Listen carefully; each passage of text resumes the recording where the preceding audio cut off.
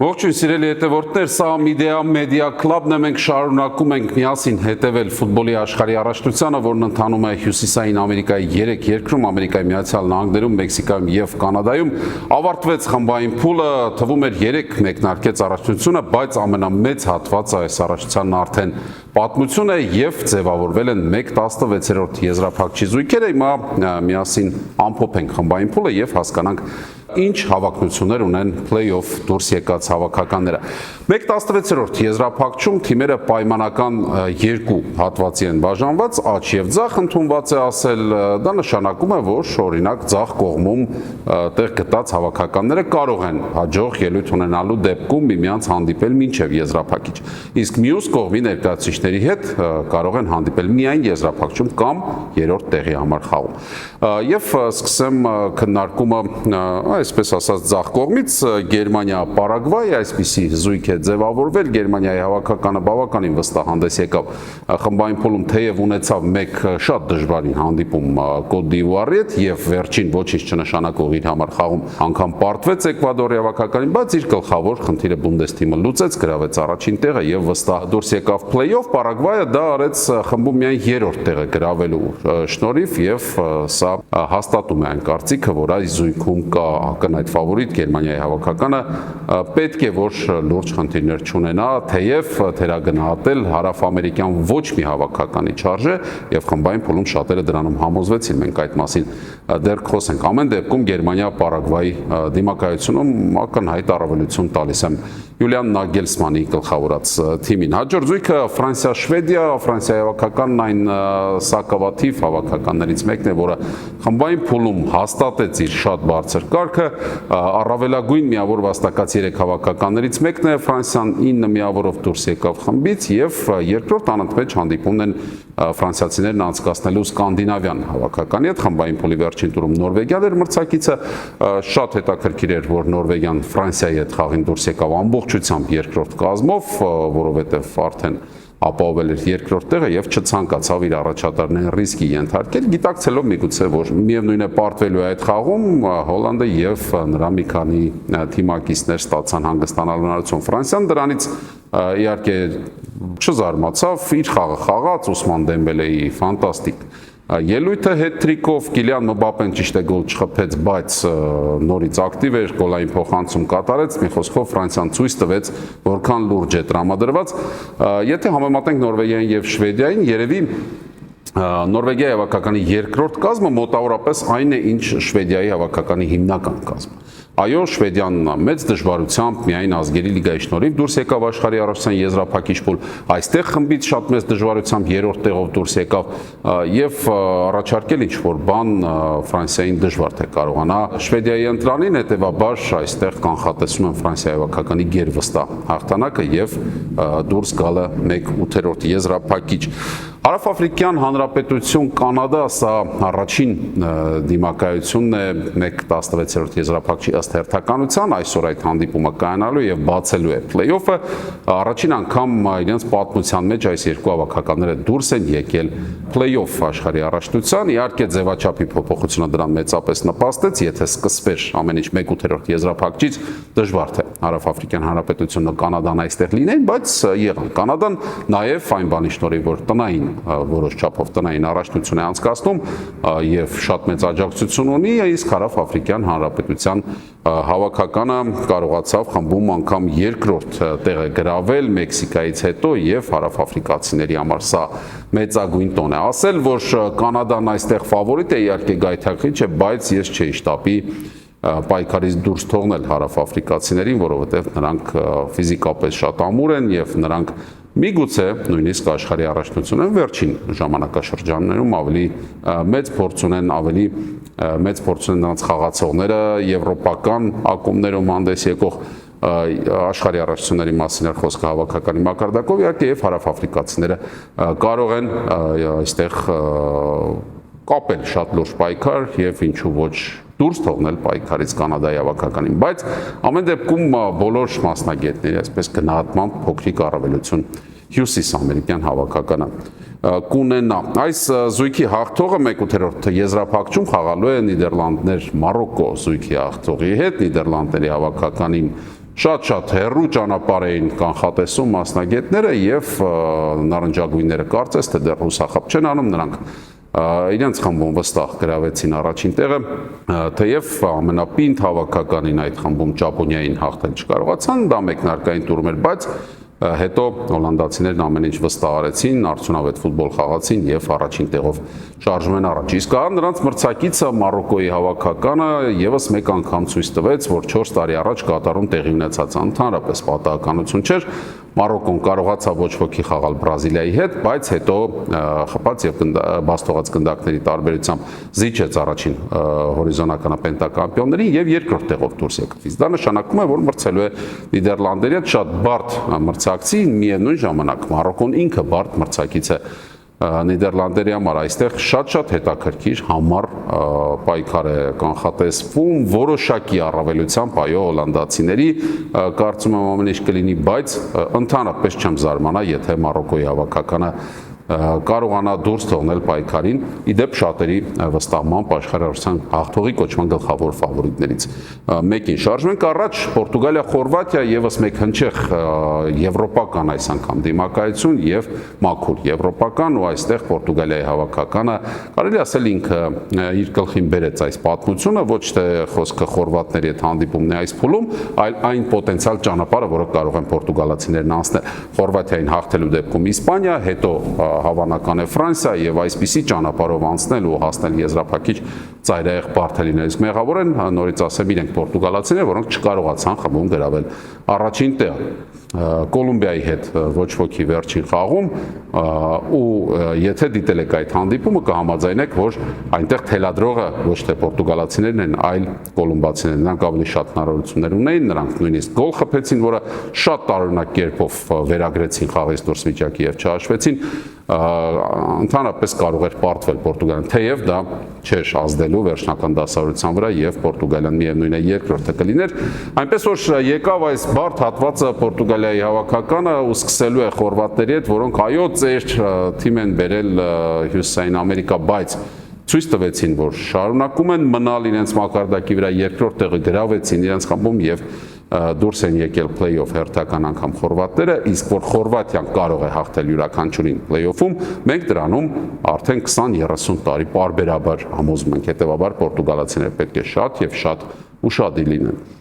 Դուրս է գալու այս զույգի հաղթողը Իսպանիա-Ավստրիա զույգի հաղթողի վրա, այստեղ դրամատիկ պայքար եղավ ավստրիացիների վերջին խաղում խմբային փուլի, նրանք Ալժիրի հետ խաղում էին ոչ ոքի, ձեռնտու ոչ ոքի, բայց հանկարծ ավելացված ժամանակում ավստրիացիները բաց թողեցին եւ կարող էին դուրս մնալ պայքարից, բայց հասցրին ընդամենը մի քանի վայրկյանի ընթացքում գնալ առաջ ու խփել փրկիչ գոլը, Ավստրիան 3-3 հաշվով խաղաց, այլապես զիջելու էր play-off-ում իր տեղը Իրանի Իսլամական Հանրապետության թիմին, որը առանձին պատմություն է, ինչ դրամատիկ պայմաններում դուրս մնաց այդ պայքարից։ Իսկ Ավստրիան վերջին պահին ցատկեց հեռացող գնացքի մեջ եւ դուրս եկավ Իսպանիայի հավաքականի վրա։ Թվում է ճակատագիրը արդեն վճռված է այս դիմակայությամբ, բայց Իսպանիան ընդհանրապես չհամոզեց իր խաղով խմբային փուլում եւ իսպանացիները եթե մարզավիճակը չբարելավեն, եթե ընթացքում չհավաքեն, ինչպես ասում են, չեն կարողանա հեռու գնալ։ Այո, Ավստրիային կարգի շնորհիվ ամեն դեպքում պետք է հաղթի Ֆուրիա Ռոխան, բայց հետագայի համար պետք է ամեն ինչ ավելի լավ անել, որովհետև մնացած բոլոր թիմերը շատ ավելի ուժեղ են, քան Ավստրիան։ Այս դիմակայությունում Իսպանիայի հավաքականի բաց այդ առավելությունը կանխատեսում եմ։ Այս հատվածի վերջին երկու դիմակայությունները Ամերիկայի Միացյալ Նահանգներ, Բոսնիա եւ Հերցեգովինա, այստեղ երկար կանգ առնելու բան չկա, ամերիկացիները տպավորիչ էին խմբային փուլում, հսկայական աջակցություն ունեն սեփական արկիտակ եւ նրանք Բոսնիա եւ Հերցեգովինային եւս պետք է ըստ տրամաբանության հաղթեն, բոսնիացիները այո հերոսաբար դուրս եկան խմբից, բայց սա կարծում եմ Էդին Ջեկոյի եւ թիմակիցների առավելագույններ։ Իսկ այս զույգի հաղթողը խաղալու է 1/8 եզրափակում Բելգիա-Սենեգալ դիմակայության հաղթողի հետ, բելգիացիները թեև խմբում իրենց հարցերը լուծեցին, բայց բազմաթիվ հարցեր Բելգիայի հավաքականին մնացին, այն խաղը, որը ակնկալվում էր եւ մենք վերջին մունդիալներում տեսնում էինք Բելգիայի կատարմամբ հիմա չտեսանք եւ Սենեգալի հավաքականը որպես իսկական ամուր աֆրիկյան հավաքական կարող է շատ լուրջ պայքար առաջարկել Սադիո Մանեն եւ նրա թիմակիցները պատրաստ են փլեյօֆին կուզեի ասել Աֆրիկայի գործող չեմպիոնը, բայց հասկացնում եք, հիշում եք ինչ պայմաններում Սենեգալից խլեցին այդ չեմպիոնությունը։ Բելգիա-Սենեգալ այստեղ մոտավորապես հավասար շանսեր եւ անցնենք մյուս հատվածին, արդեն աջ կողմին թիմեր, որոնք վերոհիշյալ թիմերի հետ մինչեւ եզրափակիչ կամ երրորդ տեղի համար հանդիպում չեն կարող հանդիպել։ Բրազիլիա-Ճապոնիա սկսենք այս զույգից, այստեղ իսկապես ամեն ինչ շատ հետաքրքիր է, թղթի վրա ֆավորիտը շատ բարձ երևում է Բրազիլիայի հավաքականը, որը թեև Մարոկոյի հետ ոչ ոքիով սկսեց, բայց հետո երկու վստահ հաղթանակ տարավ, Վինիսիուս Ջունիորը փայլում է, Նեյմարը մտավ վերջին խաղում փոխարինման եւ չի բացառվում, որ մենք նրան նորից տեսնենք աշխարհի այս առաջնությունում դաշտում մնացած խաղացողներն էլ կարծես հարմարվել են Կարլո Անչելոտիի ֆուտբոլին եւ աստիճանաբար Բրազիլիան մարզավիճակի հավաքում, բայց Ճապոնիայի հավաքականի խաղը բացի հիացմունքից այս պայծրությամբ ուրիշ ոչինչ չի առաջացնում, այդքան կազմակերպված, այդքան աշխատող թիմ շատ քիչ կտեսնես աշխարհի առաջնությունում։ Ճապոնացիները համապատասխանում են իրենց ազգային մենտալիտետին, բնավորությանը եւ հավաքականը իսկապես տպավորում է, թե նորից ասեմ կազմակերպածությամբ, թե գրավչությամբ իր խաղի եւ ճապոնացիները շատ հանգիստ կարող են խնդիրներ առաջացնել եւ եթե ոչ Բրազիլիայի հետ, միգուցե մի քանի այլ հավաքականների այս փուլում Ճապոնիան հանգիստ կարող էր հաղթել։ Բրազիլիային դժվար կլինի, բայց Ճապոնիան ամեն դեպքում առանց շանսերի չէ։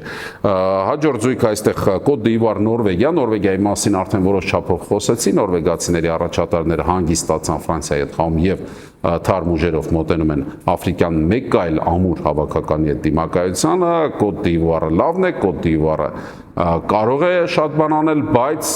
երևի կհամարձակվեմ ենթադրել, որ հղոսկրի ափի ներկայացուցիչների ճանապարհն այսքանով կավարտվի, որովհետև Նորվեգիայի հավաքականը այս պայծրությամբ կարգով ավելի բարձր է, ունի թոփ հարձակվող իր կազմում եւ Էրլինգ Հոլանդը փորձի իր գոլերի քանակը մունդիալում ավելացնել, նա եւ թիմակիցները կարծում եմ կհաղթահարեն Կոտ դ'Իվուարի արգելքը։ Մեքսիկա-Էկվադոր, մեքսիկացիները եւս 9 միավոր 9 հնարավորից վաստակեցին խմբային փուլում, մեքսիկացիները շարունակում են ուրախացնել իրենց երկրպագուներին, բայց եկեք հիշենք մեկ շատ տխուր վիճակագրություն Մեքսիկայի հավաքականի համար, նրանք վերջին մի քանի մունդիալում դուրս են գալիս խմբից, բայց հաղթահարել փլեյօֆի առաջին փուլի արգելքը չեն կարողանում։ Այո, միջև այս պահը դա 1/8 եզրափակիչն էր, հիմա ամեն ինչ սկսվում է 1/16 եզրափակիչից, միգուցե այս փուլը Մեքսիկան կկարողանա հաղթահարել եւ 1/8 եզրափակիչը կլինի հաջորդին, բայց միջև այդ պետք է շատ ուժեղ հավաքականի հաղթել։ Էկվադորը լավն է, Էկվադորը բնավորություն ցույց տվեց խմբային փուլում եւ կարողացավ ապահովել իր տեղը փլեյօֆում, բայց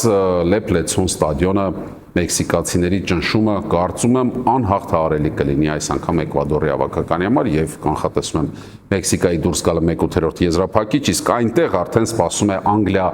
Կոնգոյի դեմոկրատական հանրապետություն զույգի հաղթողը, որքան էլ կոնգոլեսցիները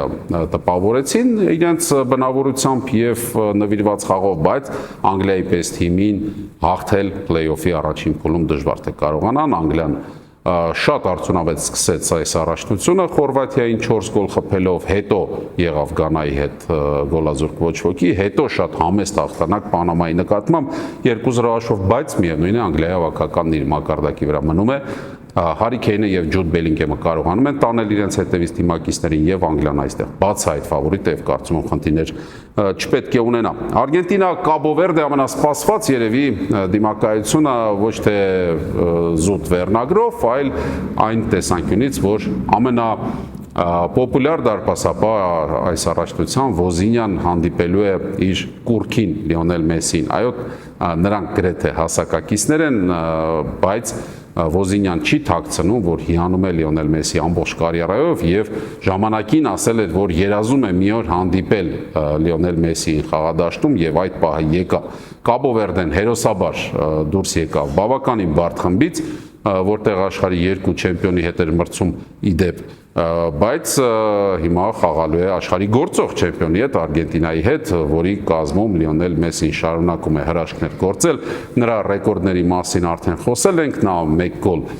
մեր վերջին հաղորդումից հետո ավելացրեց ընդհանուր գոլերի քանակին եւ 6 գոլով ընթացիկ առաջացան լավագույն ռմբարկուն է, Մեսին շարունակում է շրջանցել, այն էլ 2 գնդակի առավելությամբ շրջանցել ժամանակակից ֆուտբոլի առաջատար արձակվողներին, Վինիսիուսին, Դեմբելեին, Մբապեին, Հոլանդին, որոնք 4-ական գոլ են խփել, բայց նրանց բոլոր ֆուտբոլիստների վերևում կանգնած է Լիոնել Մեսին իր 6 գոլով, իր պատմական ռեկորդերով եւ Ոզինյան ու թիմակիցները շատ ծանր 90 րոպե են անցկացնելու իհարկե։ Այստեղ կփրկի Կաբո Վերդեն երևի այն, որ նրանք կարողանան հերոսաբար պաշտպանվել, այնպես ինչպես Իսպանիայի հետ խաղում տեղի ունեցավ, բայց դա խմբային փուլ էր, առաջին խաղն էր, եկեք չհամեմատենք փլեյօֆի հետ, որտեղ ամեն ինչ շատ ավելի լուրջ մակարդակի վրա եւ արգենտինացիները իհարկե Իսպանիայի հավաքականի սխալները չպետք է կրկնեն, այստեղ Արգենտինան շատերի համոզմամբ իր հեշտ ճանապարհը փլեյօֆում սկսում է աշխարհի առաջացան նորեկներից մեկի հետ եւ պետք է շարժվի առաջ։ Ավստրալիա, Եգիպտոս այն զույգն է, որի հաղթողը հաջորդ փուլում կարող է Արգենտինա Կաբո Վերդե զույգի հաղթողի հետ հանդիպել, հավանաբար Արգենտինայի, Եգիպտոսը եւ Ավստրալիան մոտավորապես հավասար շանսերով են մոտեցել այս հանդիպմանը, մոտավորապես նույն մակարդակի ֆուտբոլն էլ նրանք ցույց տվեցին խմբային փուլում եւ երևի բոլոր զույգերից 1/16 եզրափակչի, սա այն դիմակայությունն է, որտեղ իսկապես կարելի ասել 50-50 են գնահատվում շանսերը տալ որևէ մեկին առավելություն իհարկե չեմ համարձակվի եւ ընդհանրապես չեմ զարմանա, եթե այս հանդիպման ելքը վճռվի հետ խաղային 11 մետրանց հարվածաշարում, այսպիսի համառ դիմակայություն եմ այստեղ կանխատեսում։ Շվեյցարիա, Ալժիր, այստեղ շվեյցարացիները, որոնց մասին ես շատ ամպագորգոր հայտարարություններ միգուցե արեցի մունդիալի մեկնարկից առաջ, ասելով որ կարող են այն անսպասելի թաքնված ֆավորիտը լինել այս առաջնության, այո, բարդ սկսել Շվեյցարիան, բայց խմբում գրավեց առաջին տեղը, շարժվեց առաջ եւ հիմա խաղալու է Ալժիրի հետ, որը բավականին բարդ տարբերակով դուրս եկավ իր խմբից եւ այս դիմակայությունում ես շարունակում եմ առավելություն տալ եվրոպական հավաքականին, շվեյցարացիները կարգով ավելի բարձր են, շվեյցարացիները ավելի կազմակերպված են, ավելի փորձառու են, ավելի այս ավելիները կարող են անվերջ լինել, կարծում եմ Շվեյցարիայի հավաքականը բավականին վստահ հաղթանակ կտոնի եւ կշարժվի առաջ, իսկ այնտեղ կհանդիպի արդեն Կոլումբիա-Գանա դիմակայության հաղթողի հետ, այստեղ էլ կա իրականում գայթակղություն, 50-50 գնահատել թիմերի շանսերը, բայց փոքրիկ առավելություն ամեն դեպքում ես կտամ կոլումբացիներին, որոնք իսկապես լավն են, Կոլումբիայի հավաքականը ապացուցեց դա գործով, ոչ միայն խոսքերով, նրանք Պորտուգալիայի հետ մեկ խմբում լինելով գրավեցին առաջին տեղը, Պորտուգալիային կարող էին եւ հաղթել, բայց բավարարվեցին իրենց ձեռնտու ոչ ոք եւ այնպես որ Կոլումբիայի հավաքականը նաեւ լուրջ աջակցություն ունենալու շնորհիվ, եթե նկատել եք Կոլումբիայի խաղերին ամբողջ ստադիոնը դեղինով է ներկված, դա նշանակում է, որ երկրպագուների պակաս չունեն Կոլումբիան, այդ ամենի շնորհիվ կստանա որոշակի առավելություն ու թեև գանացիները լավն են, մի քանի այլ աֆրիկյան հավաքականներին համահունչ, այսպես ֆուտբոլ են խաղում, բայց Կոլումբիան այստեղ մի փոքր ավելի բարձր կարգի շնորհիվ պետք է շարունակի ճանապարհը։ Այսպիսի զույգեր են 1/16 եզրափակում, նորից հիշեցնեմ, արդեն այսօր մեկնարկում է փլեյօֆը, մեկնարկում է Հարավաֆրիկյան Հանրապետություն Կանադա դիմակայությամբ, մենք շարունակենք միասին հետևել աշխարհի առաջնությանը, իսկ դուք չմոռանաք անպայման բաժանորդագրվել Celsius-ի Mediastor-ի եւ իմ էջերին, որպեսզի իմանաք ավելին, շարունակեք մեզ հետ մնալ եւ դիտել մեծագույն ֆուտբոլային իրադարձությունը, մենք կհանդիպենք առաջնության ընթացքում, շնորհակալություն, առաջ։